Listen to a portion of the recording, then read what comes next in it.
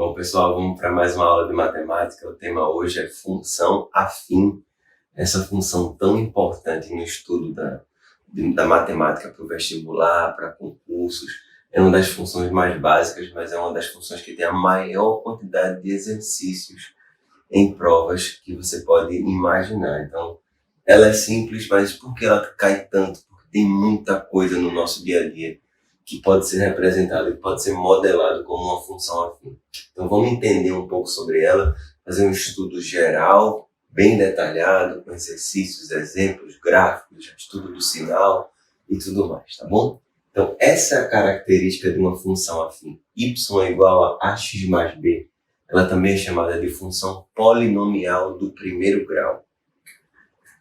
Então, aqui eu vou colocar alguns detalhes. Y é igual a ax mais b. E aí a gente tem o a diferente de zero. Porque se o a fosse zero, né, só uma observação aqui. Se a igual a zero, a gente teria y igual a b. E aí eu teria uma função constante. Acaba sendo um caso particular da função aqui, mas eu não estou interessado em estudar a função constante, porque na verdade não tem muita coisa para a gente estudar sobre ela. É apenas isso aqui. Então não importa qual o valor de x, vai dar sempre b. A gente está interessado, na verdade, as funções para o a diferente de zero. Então, por exemplo, uma função 2x mais 5, tá?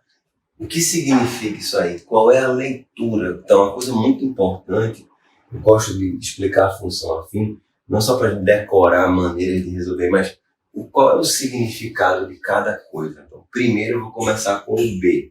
O b que é uma coisa mais fácil de entender, tá bom?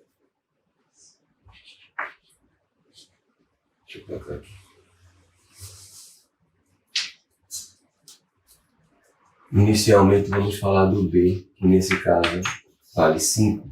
Então, primeira coisa, o que significa o b? A gente chama isso de termo linear. O coeficiente linear, o termo independente, tá? É o seguinte, quando x é zero, se x igual a zero, a gente fica com isso aqui. 5, que é exatamente o valor de b. Só que o ponto 0, 5, ele está em cima do eixo y, que é o eixo das ordenadas. Inclusive, isso não vale só para a função afim não, tá? Vale para qualquer função que você imaginar. Se o gráfico tocar o eixo y, vai ser com certeza quando x é zero. Então, uma dica, se você quiser saber onde o gráfico toca o eixo y, troque x por zero, não importa de que função você esteja falando, tá bom? Aí você pode pensar, e se ele não tocar o eixo y? Aí vai acontecer alguma inconsistência matemática no problema, e aí você não vai conseguir encontrar. Por exemplo, rapidinho aqui, só mudando um pouco de assunto. 1 sobre x. Se você trocar x por zero, fica 1 sobre zero, que não existe. Portanto, essa função não corta o eixo y. Bom, então, o ponto onde essa reta toca o eixo y, ela passa por aqui, já a gente vai detalhar as outras coisas, mas só para chamar a atenção é o ponto 0,5. Então, entender qual é o papel do b. É o valor aqui onde toca o eixo y, beleza?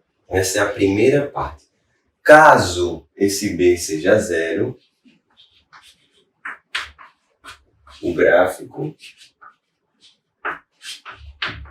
passa pela origem. Ou seja, se o b for zero, quando você trocar x por zero, vai ficar 0 e 0. Ponto 0, 0. Qual é esse ponto? A origem. Então, se b é zero, o gráfico passa pela origem. Portanto, teremos duas possibilidades. Nessa.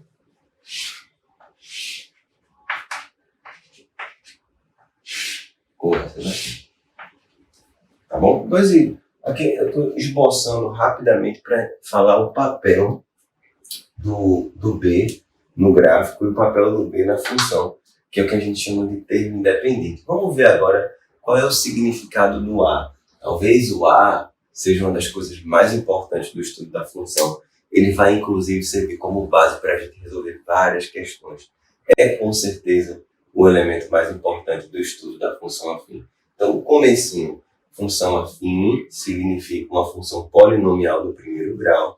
O gráfico é uma reta. Normalmente a gente vai trabalhar com retas inclinadas, porque se for uma reta horizontal, completamente, é porque é uma função constante, a gente não está querendo estudar funções constantes. Até porque não tem, como eu falei, muita coisa para falar sobre elas, para estudar. E aí a gente vai trabalhar com funções onde o A é diferente de zero. Aí eu estava falando do A e do B. O B é onde a reta corta o eixo Y, é o termo independente. Em outras palavras, é o valor da função quando x é zero. Tá? Vamos entender agora o que é o A dessa função. Vou dar exemplos práticos, exemplos de modelagens matemáticas de situações problema, e a gente vai entender o que significa esse A, como a gente pode usar ele numa questão, tá bom? Presta atenção. A gente vai falar agora do item que provavelmente é o item mais importante desse tópico, chama-se taxa de variação, que é representado pela letrinha A, tá bom? Existem alguns sinônimos que, pessoalmente, eu não acho tão adequado para esse assunto, já que a gente está falando de função. Por exemplo, coeficiente angular tem a ver com o ângulo, tem a ver com a tangente do ângulo. Bom, a gente está estudando função, então são situações, problema onde falam de espaço, tempo, volume, tempo, dinheiro. Então, muitas vezes as unidades de x e y estão diferentes, o desenho está fora de escala. Então, não faz muito sentido falar de tangente do ângulo ou algo do tipo. Vamos deixar essa expressão coeficiente angular para a geometria analítica, tá bom? Aqui a gente fala de taxa de variação. Na verdade, faz muito mais sentido do que falar de coeficiente angular, porque a própria palavra taxa indica uma razão, indica a velocidade com que alguma coisa se movimenta. Então, é muito mais interessante a gente chamar de taxa de variação, porque dá para interpretar muito melhor e fazer as questões de uma maneira muito mais fácil. Então, vamos lá. Eu vou identificar o A em cada uma dessas, qual é o comportamento de cada. Então, aqui tem uma situação bem clássica, que é a equação horária, diz que a posição que ela se encontra, ela é dada por essa relação, variando de acordo com o tempo dado em segundos. Então, vamos colocar alguns valores aqui, eu quero mostrar isso para vocês de uma maneira bem simples. Vamos colocar aqui t igual a 0. Então, a gente tem o S igual a 16.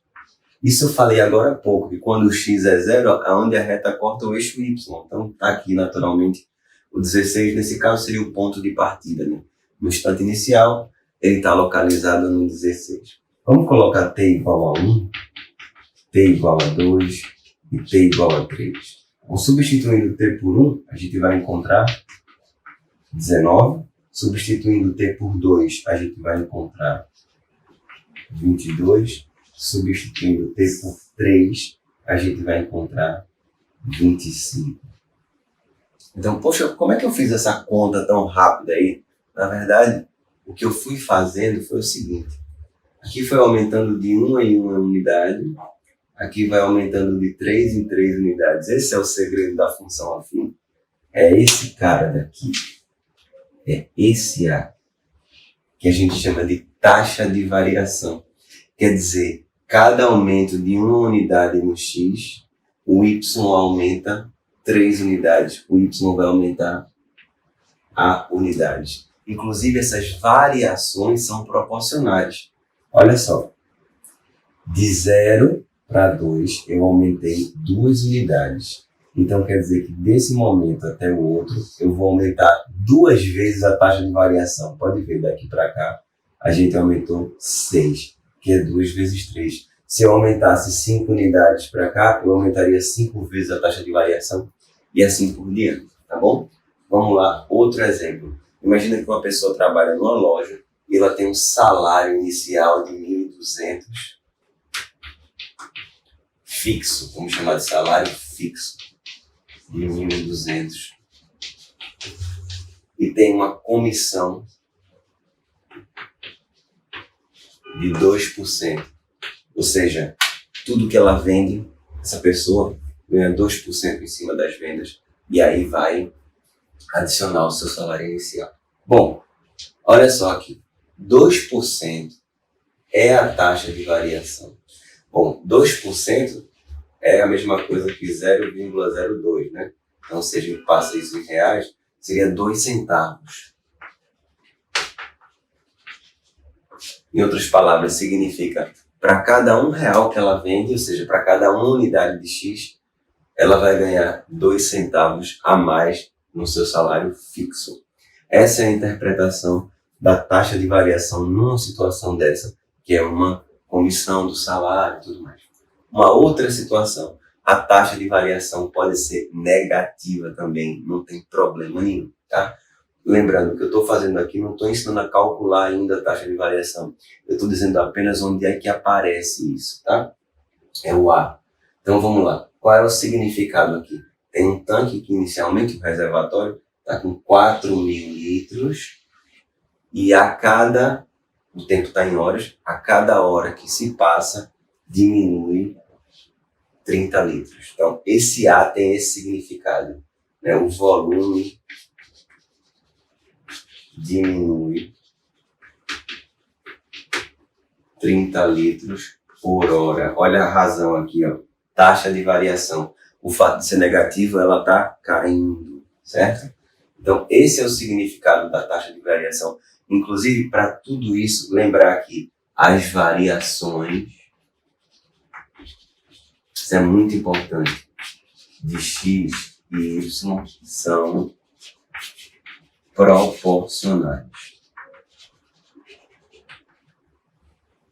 O que significa isso? Significa o seguinte: em 1 hora diminui 30, em 2 horas diminui 60, em 3 horas 90, em 10 horas 300 e assim por diante. É possível fazer uma regra de 3 se você quiser saber? É possível sim.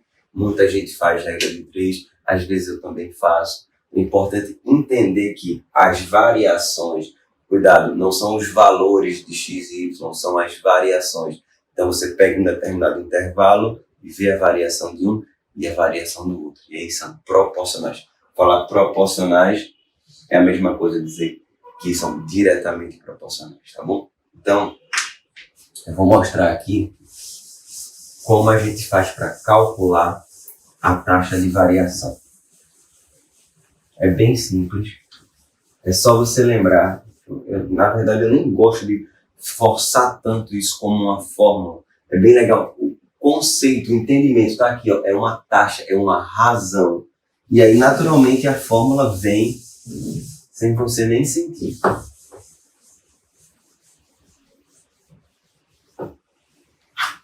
A coisa mais legal que eu acho para a gente fazer a taxa de variação é justamente uma leitura. Vamos interpretar aqui.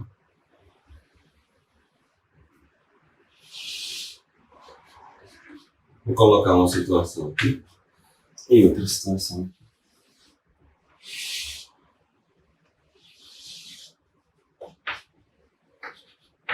Vou colocar duas situações, uma crescente, outra decrescente. Mas é isso que eu vou falar. Eu quero fazer uma leitura, eu quero interpretar a situação e o cálculo, o valor da taxa de variação vem naturalmente. Pessoal, imagina aqui uma situação crescente.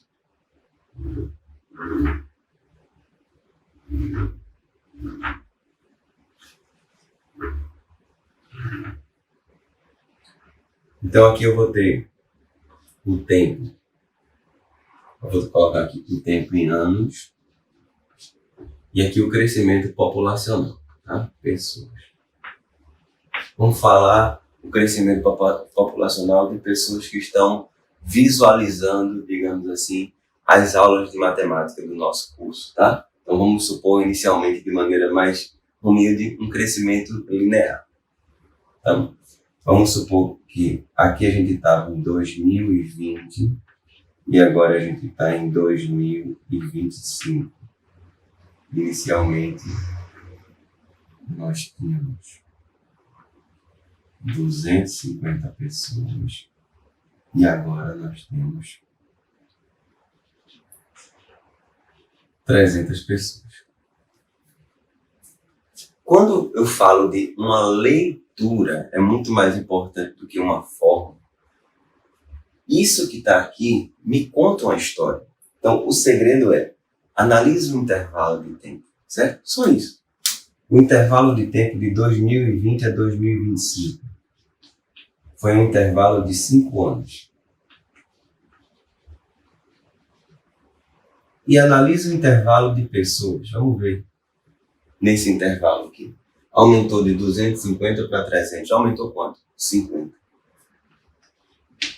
Então, não é difícil interpretar que 50 foi o aumento em 5 anos. Se eu quiser saber o aumento por ano, o que é que a gente faz? A gente divide. Então, 50 dividido por 5 vai dar 10. Bom, o que significa isso? É a taxa de variação. A gente pode falar que são 10 pessoas por ano.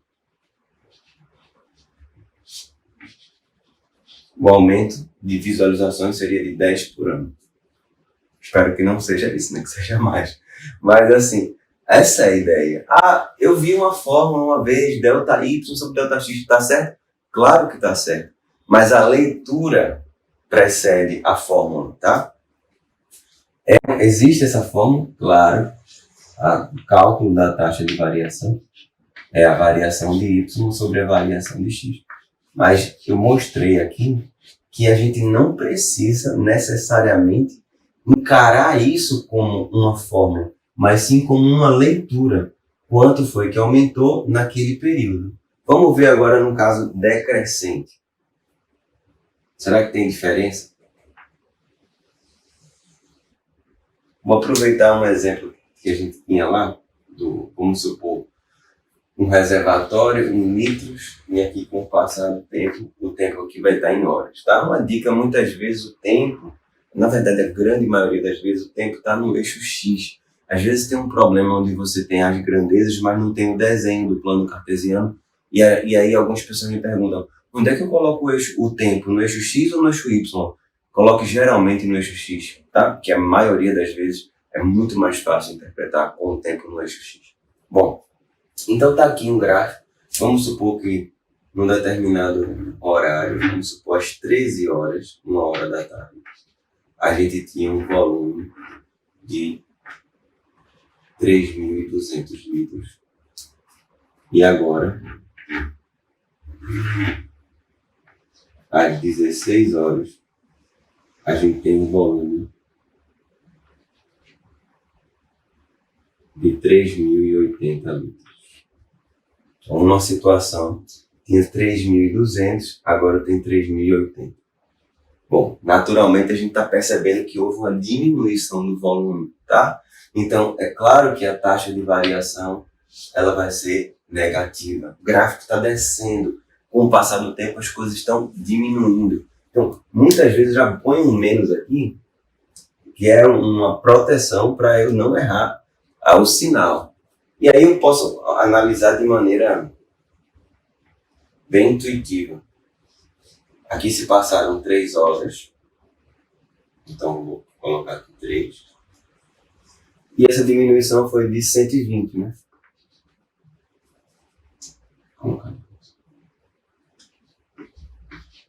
Aí você diz, mas é menos 120. Eu já coloquei o menos aqui para não ter risco nenhum de erro, tá? Então, 120 é a diferença daqui para cá. E 3 é a diferença daqui para cá. Então, o que acontece?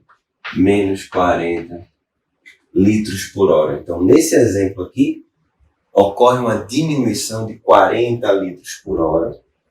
Isso é uma taxa de variação. Isso aqui ocorre um aumento de 10 pessoas por ano. Beleza? Então, gente, acabou o segredo para encontrar a taxa de variação. Não importa o texto.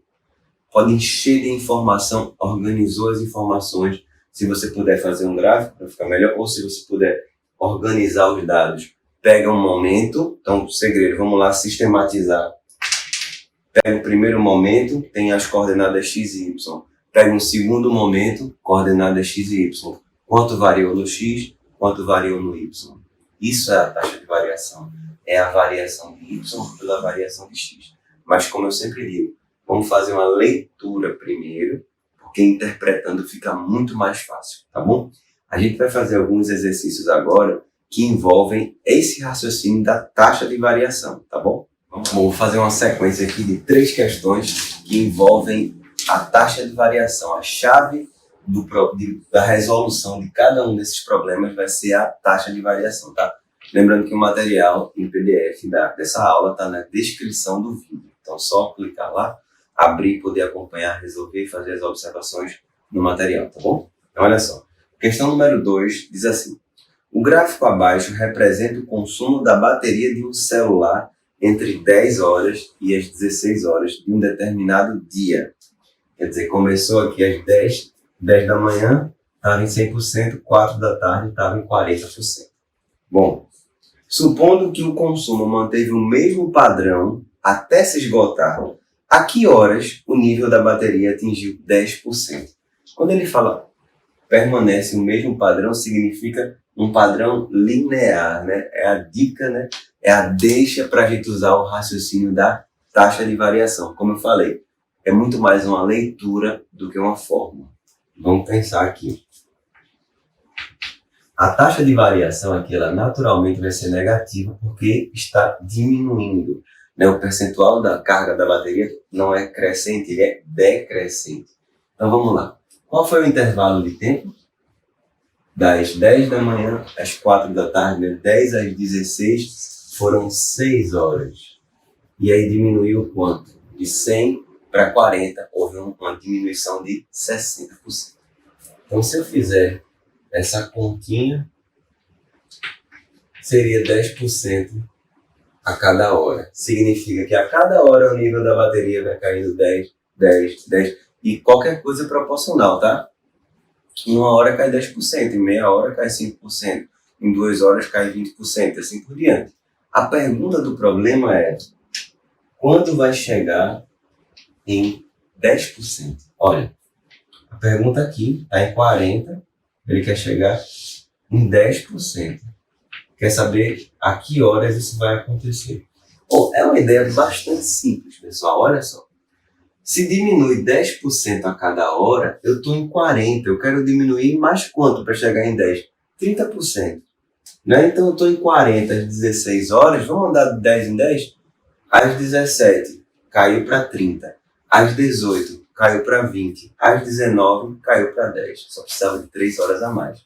Então, os 10% serão às 19 horas. Vai cair para 10%. Tá? Então, isso é como eu falei, é muito mais uma interpretação do que a gente se apegar a uma fórmula, tá bom? Vamos para o exemplo número 3, parecido um pouco com o que muito parecido, na verdade, com o que eu tinha falado agora há pouco, sobre uma situação de uma pessoa que tem um salário comissionado, tem um valor fixo e o restante é comissionado. Depende exclusivamente das vendas que a pessoa vai fazer. Então, é a questão número 3, tá? Foi da prova do Enem. No comércio, é comumente utilizado o salário mensal comissionado. Além de um valor fixo, o vendedor tem um incentivo, geralmente um percentual sobre as vendas. Considere um vendedor que tem um salário comissionado, sendo sua comissão dada pelo percentual do total de vendas que realizar nesse período. O gráfico expressa o valor total de seu salário em função do total de vendas realizadas, também em reais. Qual é o valor percentual da sua comissão? Bom, o que é que eu estava mostrando agora há pouco foi que essa função aqui, ela é do tipo ax mais b, e eu expliquei que esse b era o valor onde a reta cortava, o eixo y, quer dizer, é um valor fixo, e esse a é quanto ela vai receber a cada R$1 que ela vende. Foi agora há pouco, na nossa aula, no começo, eu estava dando esse exemplo. Então, se a gente colocar aqui a nossa ax mais b, esse a é a comissão, e isso aqui é o salário fixo. Então é fácil ver que ela ganha R$ 800. Essa pessoa ganhou R$ 800 de maneira fixa. E agora a gente vai descobrir a comissão. Só que a comissão é a taxa de variação. O raciocínio é o mesmo que a gente usou aqui, tá? Não vai mudar nada. Então vamos lá. Como encontrar a taxa de variação? Já dei essa orientação para vocês, né? Então, pega 2 períodos, pode ser esses 2 aqui. Pode ser esses 2, claro que sim, pode ser esses 2 aqui. Eu apenas escolhi esse período. Vamos lá. Qual é o intervalo desse momento do salário para o outro, né? Foi um aumento aqui de, peraí, deixa eu só confirmar, eu acho que coloquei errado aqui. Eu copiei errado aqui. É 1.800. Ainda bem que foi a tempo. Não tem problema. 1.800, tá certo. Então aqui, de 1.200 para 1.800 foi 600, né? A variação foi 600. E aqui de 20.000 para 50.000 é 30.000. Então, qual vai ser a taxa de variação? 600 por 30.000. Simplificando, 6 sobre 300 dá 1 sobre 50, 0,02. Isso significa 2%. Então, qual é a leitura que a gente faz daqui? A pessoa tem um salário fixo e ganha 2% em cima de todas as vendas. Vamos supor que ela fosse vender R$ 100.000. Se ela vendesse 100.000, qual seria o salário? 2% de 100.000 mais o valor fixo, tá bom? Agora a gente vai para o problema número 4. Diz o seguinte: a dendrocronologia é a técnica que possibilita estimar a idade das árvores através da contagem de anéis, né? Um tronco de árvore, uma pessoa corta ou a gente consegue visualizar. Existem vários anéis, né, no tronco, são vários círculos concêntricos. Então ele diz através da contagem de anéis de crescimento. Cada anel do tronco corresponde a um ano de vida da árvore. Na primavera de 2011, uma árvore que foi plantada na primavera de 91 apresenta 16 centímetros de raio da base do seu tronco. Como eu falei, nem sempre dá para a gente fazer um gráfico, ou, na verdade, a gente pode fazer, mas vamos fazer um pouco diferente agora? Vamos colocar assim. Em 91, a árvore foi plantada. Então, o raio era 0, não tinha nada. Em 2011, tem 16 centímetros. Eu vou me apegar a isso aqui. Aqui é o ano. Aqui é a medida do raio. Então, vamos lá. Considerando uma taxa de crescimento linear, é uma função afim, eu posso usar a ideia da taxa de variação. Considerando a taxa de crescimento linear, o raio da base desse tronco em 2026 será de... Vamos lá. Vamos entender o seguinte, como eu sempre falei até agora. É uma leitura. De 91 para 2011 são 20 anos. Em 20 anos, o raio cresceu 16 centímetros. Qual é a interpretação? Se eu quisesse saber quantos centímetros por ano, vamos fazer assim? São 16 centímetros em 20 anos. Se você dividir 16 por 2, dá 8 por 20 é 0,8. 0,8 centímetros a cada ano. Essa é a interpretação. E aí acabou. O que você precisar saber, você pode responder só com essa ideia da taxa de variação. Eu sei quanto cresce por ano, 0,8 centímetros. Olha só, a gente pode fazer a conta de uma vez só. Ele quer saber quanto é em 2026. Ou a gente pode partir do 2011 para frente, né? Aí fica a seu critério. Você pode pensar assim, de 1991 até 2026 tem quantos anos? E aí? Ou você fala, de 2011 até 2026 tem quantos anos? Aí, vamos lá. Vamos fazer o seguinte, a gente pode economizar, né? Conta. Então, vamos fazer uma conta só. De 1991 até 2026 são 35 anos, beleza? 35. Então, se cresce 0,8 centímetros por ano, aí em 35 anos, é só fazer 35 vezes 0,8. Uma coisa que eu sempre falo, não vamos ficar assim sempre apegado a eu preciso montar uma regra de 3. Bom, em um ano ele cresce 0,8. Em 35 anos vai crescer 35 vezes isso. Eu acho que esse raciocínio é mais legal, é mais prático, é mais intuitivo e inclusive é mais rápido. Então o que vai acontecer? A gente vai multiplicar isso aqui. Basicamente a gente vai fazer essa conta. Então 35 vezes 0,8. Aqui você pode fazer essa conta de diversas maneiras. Eu vou dar uma dica para quem quiser simplificar, tá? É só um outro jeito. Pode fazer um embaixo do outro, multiplicação normal. Eu só quero acrescentar uma dica. 35 vezes 8 sobre 10. E aí você simplifica por 5. Dá 7. 8. E aqui dá 2. Simplifica por 2. 7 vezes 4. 28 centímetros. É lógico que você pode fazer a conta do jeito que você achar melhor. Isso é uma dica para acrescentar algo de novo, tá bom? Então, vamos agora entender como é o gráfico da função afim. Eu já falei do modelo, agora a gente vai aprender a construir o gráfico a partir da função e o contrário. Se tiver o gráfico, descobrir qual é a função, tá bom? Vamos lá para esse último tópico. Bom, vamos ver e aprender de uma vez como é que se faz o gráfico de uma função afim. Qualquer função afim.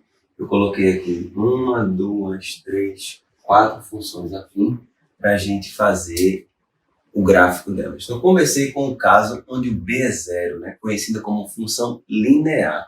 É um caso particular da função afim. A função afim é ax mais b. Geralmente o b é diferente de zero, mas se o b for zero, ela é chamada de função linear. Então, eu comecei com ela. Onde é que o gráfico toca o eixo y, né? Durante essa aula eu falei várias vezes. Toca o eixo y no b. Então, por exemplo, aqui vai tocar no 10, aqui vai tocar no 18. E aqui, que é 0, vai tocar na origem. Só que dizer que uma reta passa pela origem fica muito solto. Ela poderia passar assim, assim, assim, assim, quer dizer, infinitas maneiras. Então, se você tiver uma função linear, você já sabe que ela passa na origem. E aí, para saber um outro ponto, porque para poder fixar uma reta eu preciso de 2 pontos, você escolhe um valor para x. Qualquer número, claro que não a origem, porque a gente já sabe que passa pela origem. Qualquer valor de x. Vou dar uma dica. Usa x igual a 1, que é o mais fácil. Põe x igual a 1 aqui. Quando a gente achar x igual a 1, colocar x igual a 1, vai achar y igual a 2. Então, automaticamente eu marco o ponto aqui. 1, 2, e faço a reta passando por aqui. Então, isso é um esboço, mas é uma técnica bem simples. Usa igual a... eu queria usar menos 1. Pode usar qualquer valor, tá? Coloco 1 porque aí fica bem fácil. Aqui é a mesma coisa.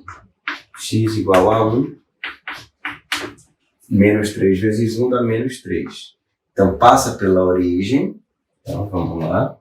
E passa pelo ponto 1 menos 3, que é mais ou menos por aqui. 1 menos 3. Então, fica dessa forma o gráfico decrescente. Naturalmente, o A é negativa, taxa de variação negativa, taxa de variação positiva. Então, ele vai subir. Bom, nesse caso, vamos fazer o gráfico agora dessa parte número 3, essa função aqui, que ela tem o A e tem o B também. O B é 10. A gente não pode esquecer que quando a gente tem um valor de B, é onde a reta corta o eixo Y. Em relação ao outro ponto, a gente pode escolher um valor igual a gente fez aqui, x igual a 1? Claro que pode. Pode escolher x igual a 1, igual a 2, igual a qualquer número. No entanto, é muito comum no estudo das funções a gente procurar onde a reta corta o eixo x. Isso é muito comum, que é o que a gente chama de zero da função. Então, minha sugestão, não escolha quando você tiver uma função completa, não coloque um valor aleatório para x. Veja onde é que o gráfico corta o eixo x. Descubra o zero da função. E aí, é muito difícil fazer isso? De jeito nenhum. Zero da função é o valor de x que torna a função nula. Então, é só fazer isso aqui. igualar a expressão a zero. E aí a gente fica com 4x igual a menos 10, x igual a menos 10 sobre 4, e menos 5 sobre 2, simplificando. Então eu vou colocar mais ou menos aqui, menos 5 sobre 2, é um esboço, claro. E aí a gente tem essa trajetória aqui dessa função. E aí eu tenho as interseções com o eixo x e com o eixo y, tá bom? Então, de novo, quero encontrar o gráfico. Se eu tiver a x mais b, o b já é onde corta o eixo y. Já vou jogar aqui em 18. E para saber onde corta o eixo x, iguala a função a zero. Menos 6x mais 18 igual a zero. Menos 6x igual a menos 18. Menos com menos, mais na hora de dividir aí. Portanto, vai ficar 3. Ou seja, vai passar aqui no 3. Então tá feito aí. Se você tiver uma função e precisar do gráfico, não tem outra história. Não tem outra possibilidade. Passou pela origem, já segura um valor para x, bota x igual a 1, que é ótimo. E aí você encontra outro ponto, ligou, fechou. Não passou pela origem, o b é onde corta o eixo y. E para saber onde corta o eixo x, iguala a função a zero. Acabou. É a melhor maneira de você fazer o gráfico super rápido, super simples, tá bom? Agora a gente vai aprender a fazer o contrário. Como assim o contrário? Eu tenho uma função e eu quero saber, eu tenho o gráfico e eu quero saber qual é a função, tá bom? Vamos ver como é que faz isso. Então vamos ver agora como é que faz para encontrar a função a partir de dados do gráfico. É o processo inverso. A gente aprendeu como é que fazia o gráfico, agora a gente vai aprender como é que encontra a função a partir do gráfico. Eu coloquei aqui uma informação, aqui eu coloquei um gráfico, aqui eu coloquei outro. Então vamos ver tudo o que pode acontecer. Gente, a gente vai usar a mesma técnica sempre, tá bom? A ideia mais simples possível, um jeito que a gente resolve, sempre funciona. Se tem um gráfico para achar a função. Como eu sempre digo, qual é a coisa mais importante da função afim? É a taxa de variação. Então, tenta encontrar a taxa de variação de todo jeito. A taxa de variação, que a gente chama de A, eu tinha escrito para vocês que era essa razão, a variação do y sobre a variação do x. Sempre a gente faz isso. Depois a gente vê o que vai acontecer. Primeiro, vamos calcular a taxa de variação. Então, vai ficar y final menos y inicial, ou vice-versa, tanto faz. O importante é manter o padrão. Se você faz o final menos inicial em cima, final menos inicial embaixo. Se faz inicial menos final em cima, inicial menos final embaixo. Não pode misturar, tá bom? Vamos fazer o seguinte. Final menos inicial, menos 22, menos 13. E embaixo, menos 5, menos 2.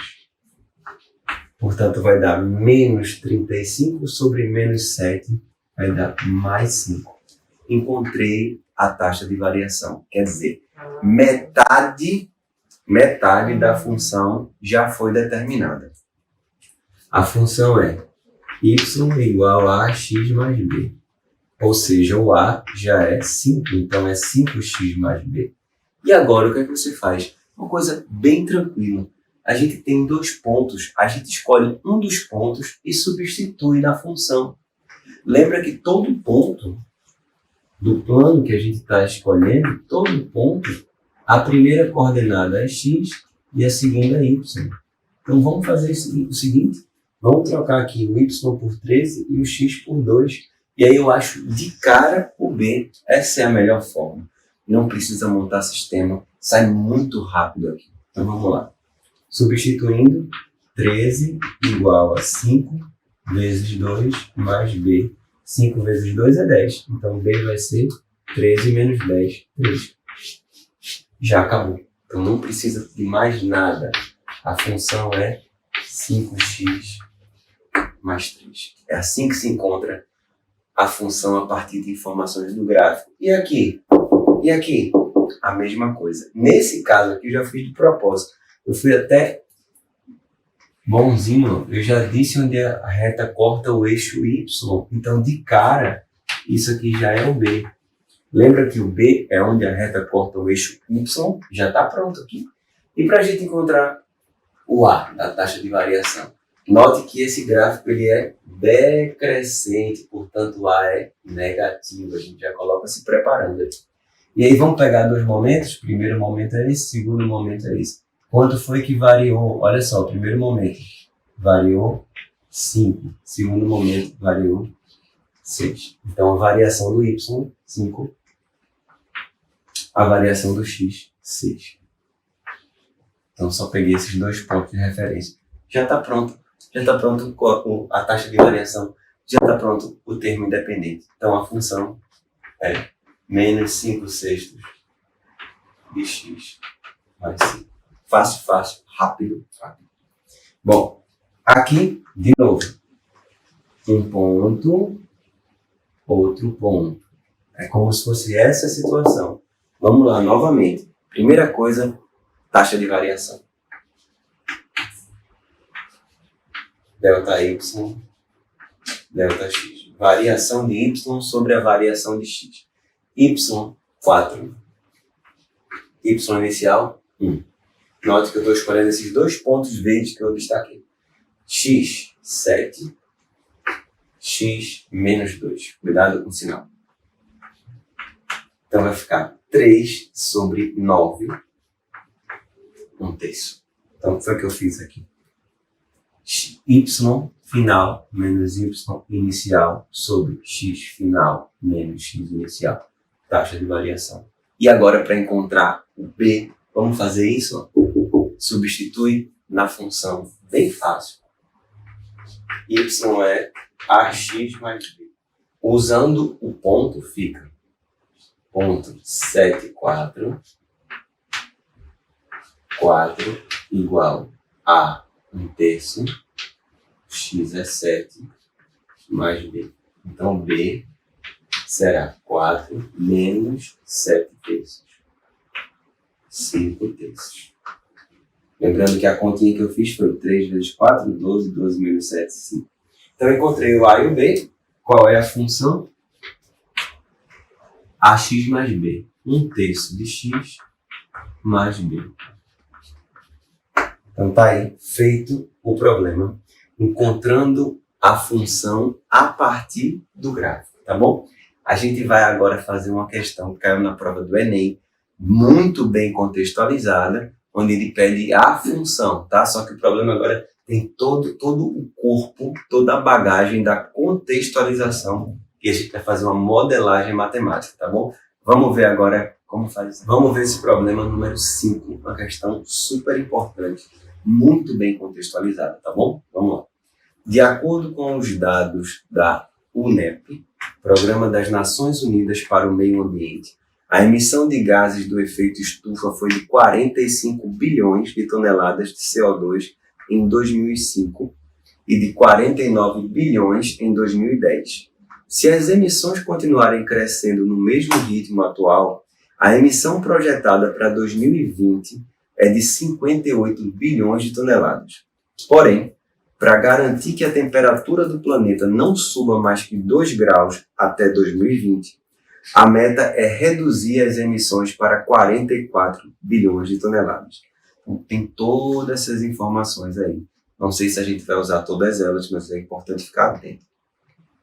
Suponha que a meta estabelecida para 2020 seja atingida. Que meta é essa? 44 bilhões de toneladas.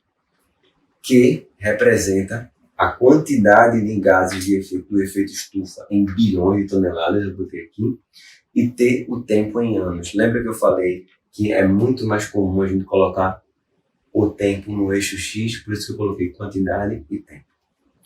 E aí ele diz o seguinte, correspondendo t igual a 0 a 2010, esse aqui, t igual a 0, vai ser em 2010.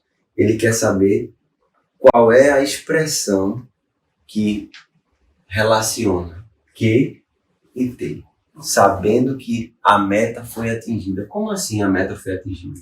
Em 2010, você vai precisar estar com esse texto aqui em mãos, né?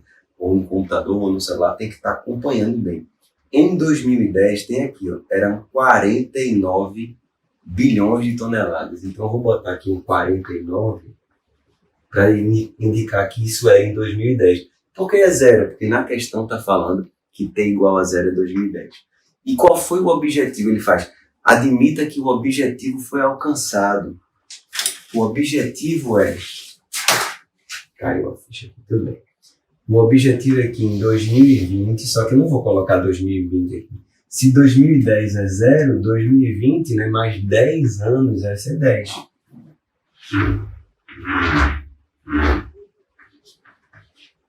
A meta foi alcançada. A meta é que seja de 44 bilhões. Então, no fim das contas, qual é o gráfico? Então, é uma pergunta com uma contextualização bem mais rebuscada, mas no fim das contas, a gente vai usar a mesma ideia. Então, vamos nessa. Esse 49 aqui, se a gente pensar y é igual a x mais b, vamos mudar as letrinhas agora, vai ser q igual a at mais b. Porque aí o x se transformou em t e o y se transformou em q. Uma coisa que a gente já tem de presente é o b. O b de cara vale 49. Então agora falta eu encontrar a taxa de variação. Eu já sei que a taxa de variação ela é negativa, porque o gráfico está decrescendo. E aí eu vejo desse ponto a esse quanto variou aqui, ó, no y, 5. Quanto variou do x de 0 a 10? 10. E aí como é que eu faço? Delta y sobre delta x. Variação de y, variação de x, 10. Portanto, é menos meio. Encontrada a função, missão cumprida, quantidade em função do tempo, at mais b, menos meio de t mais b, 49. Então está resolvido aí esse problema muito legal, que é um problema de bastante contextualização, mas cai num gráfico que não tinha no problema, a gente construiu ele, e aí para encontrar a função a partir do gráfico, tá bom? Então, gente, terminamos aqui essa aula de função afim com os principais conceitos, as principais ideias, lembrando que a gente pode usar a taxa de variação, fazer uma regra de 3, quanto variou no primeiro momento, quanto vai variar no segundo momento, as variações são proporcionais. A gente aprendeu uma coisa super importante, que é a taxa de variação, como encontrar a função a partir do gráfico, como encontrar o gráfico a partir da função, tá bom? Então, até a próxima aula.